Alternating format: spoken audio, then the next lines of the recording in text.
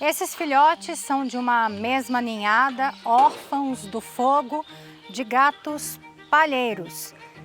Estão aqui recebendo água e também alimentação. Um deles é melânico, que é um tipo muito raro, e estão em recuperação. Nós tivemos esse ano a pior seca das últimas 7 décadas. Chicão de Barros, lá de Corumbá, mostra agora quais são os caminhos pela frente. Se a gente tiver mais seca, mais fogo, o que fazer? Pantanal foi duramente castigado pelas queimadas em 2024.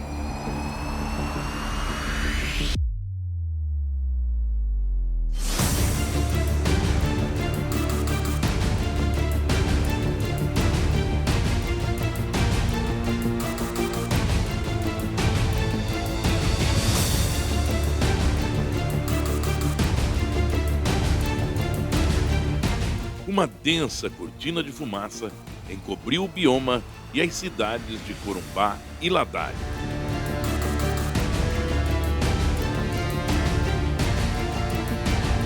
Desde o mês de julho, quando as queimadas começaram, o Pantanal já teve mais de 2 milhões de hectares destruídos pelo fogo.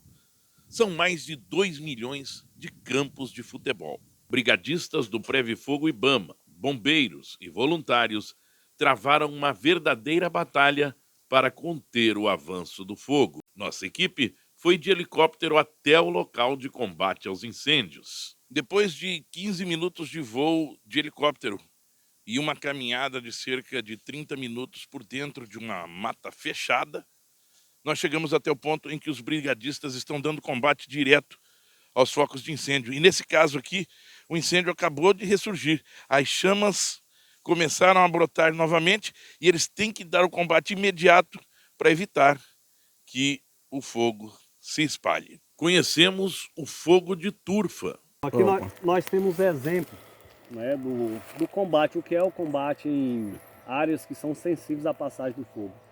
Pessoal, aqui foram feitos lançamento de água com Zertec para diminuir a frente. Aqui estava a cabeça do fogo, ela apagou. Os meninos, os brigadistas vieram aqui com a enxada, jogando, né, fazendo a extinção. Só que o fogo subterrâneo é isso.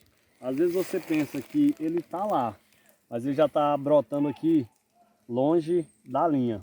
Então eles vão voltar agora, refazendo toda essa linha. Já estão começando a fazer a linha de defesa. É a linha de defesa mais longe, para justamente essa parte aqui ficar segura. Porque, como vocês estão vendo, ele é um fogo que ele é silencioso. Ele está por baixo. Aí é só cavando, deixando o solo mineral como está essa terra aqui, sem material orgânico nenhum. Aí é o jeito de parar ele. Ó, ele está brotando aqui. Ele está por baixo da terra. Tem que cavar para ele não avançar.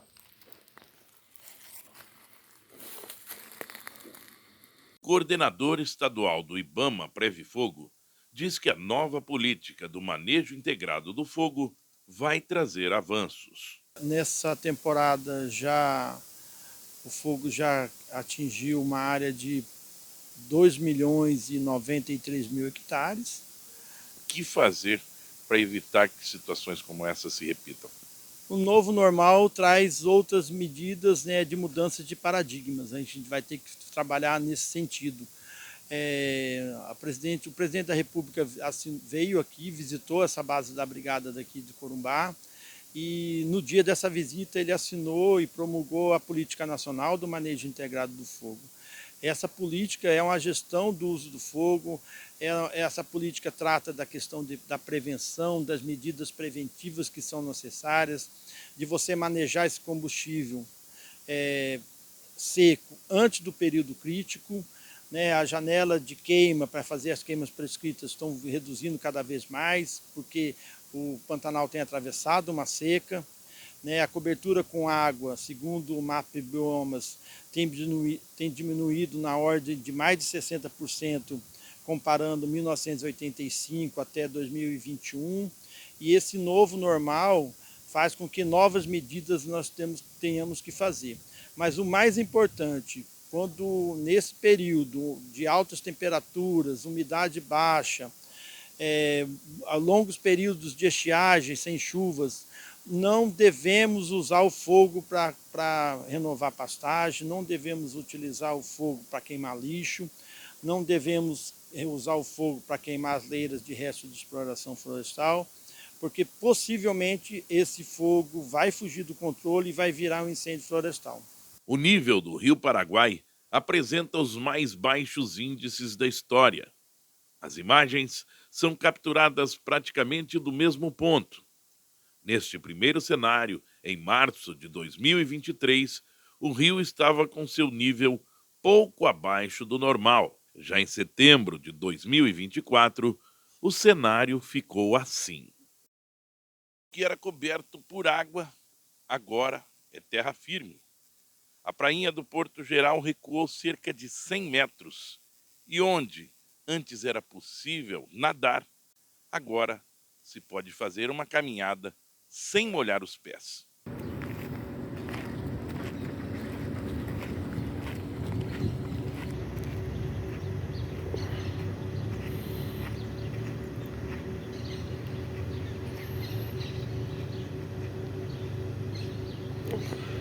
O pesquisador da Embrapa Pantanal, Carlos Padovani, mostrou preocupação com a ausência de chuvas e faz um alerta.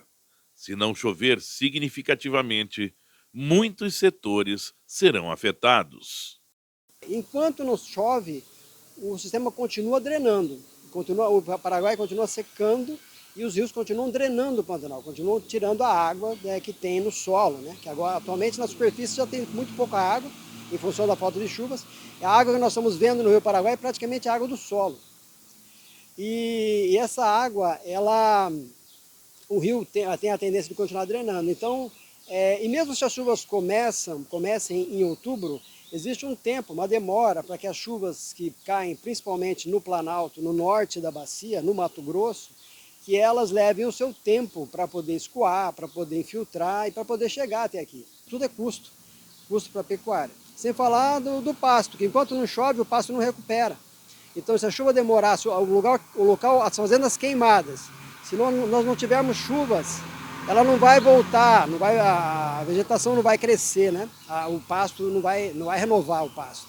Então, se chover pouco, a menos do que a média, que é a tendência que se espera, vai haver muito problema também na produção de gado, porque o gado depende das pastagens. E se os estudiosos emitiram alerta de escassez de água já quase no meio do ano, a dona Meire já falava de uma das maiores secas da história. A dona Meire conversou com a gente no mês de março e falava que a água que nós estávamos vendo, que o rio estava cheio ainda, ela dizia, vocês estão vendo água da chuva, não água de enchente.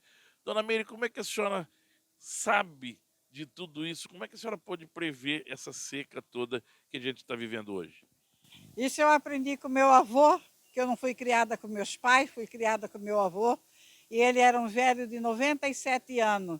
E eu falava que ele perdia o tempo me ensinando, Mas ele me ensinou muitas coisas que hoje eu tento passar para meus filhos, para meus netos, para meus bisnetos, meus tataranetos e para as pessoas que tentam confiar na minha palavra. O que pode ser feito para preservar o Pantanal? Olha, para preservar o Pantanal depende de consciência. Está faltando a consciência. E morrer um pouco da ganância no coração humano. Porque o que está acontecendo com o Pantanal é a ganância. Porque o dia que acabar esse Pantanal aí, acabou Corumbá. Infelizmente, isso vai ser a verdade. Acabou o Pantanal, acabou Corumbá.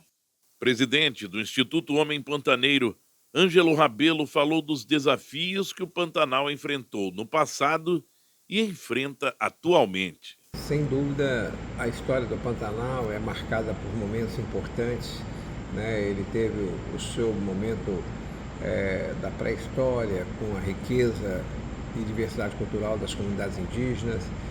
E mais contemporâneo, ele teve a presença do homem branco na figura do homem pantaneiro, e sempre foi uma relação muito harmoniosa.